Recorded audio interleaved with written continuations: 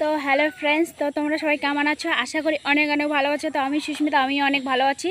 তো আজকে তোমাদের কাছে একটা নতুন ইনফরমেশন নিয়ে আসলাম।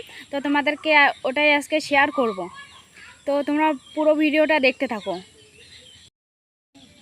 তো অনেকেই হয়তো শুনেছো যে নিজের ভিডিও দেখলে নাকি ভিউজ কমে যায়। তো হ্যাঁ বন্ধুরা, এটা সত্যি কথা। তো নিজের ভিডিও যদি তুমি দেখো তাহলে অবশ্যই তোমার ভিউজ কমে যাবে।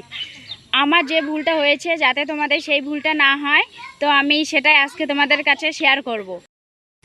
তো এমন কয়েকটা সেটিং আছে, তো সেইগুলো ঠিক করলেই তোমার ভিডিও আর আপনা আপনি অন হবে না, তোমার অফ হয়ে যাবে। তো কিছু সেটিং আছে, ওই সেটিংটা ঠিক করতে লাগবে। তো তোমরা পুরো ভিডিওটা দেখতে থাকো। তো আমি ফেসবুক অন করলাম। অন করার পরে তোমরা যে কর্নারে দেখতে পাচ্ছ 3 ডট লাইন, তো ওখানে ক্লিক করতে লাগবে। তো এখন আমি আমার পেজটা অন করে নিচ্ছি। তো কিছুটা টাইম লাগবে, লোডিং হচ্ছে। তো তোমরা দেখো অটোমেটিক্যালি আমার প্রোফাইলে আসতে ভিডিওটা অন হয়ে যাচ্ছে।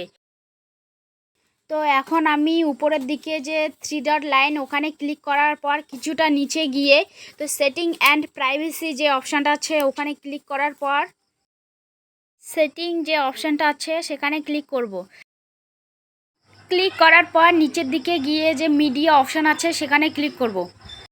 তো তোমরা অটো প্লে অপশনটা যে দেখতে পাচ্ছ, তার মধ্যে 3টা অপশানের মধ্যে নেভার অটো প্লে ভিডিওস এই অপশানটা চুজ করব। তো ব্যাকে এসে দেখো, তো এখন আমার ভিডিও অলরেডি অফ হয়ে গেছে, আপনা আপনি অন হচ্ছে না। তো এখনও যারা অপশানটা অন করে দাওনি, তো তারা গিয়ে তাড়াতাড়ি অন করে দাও।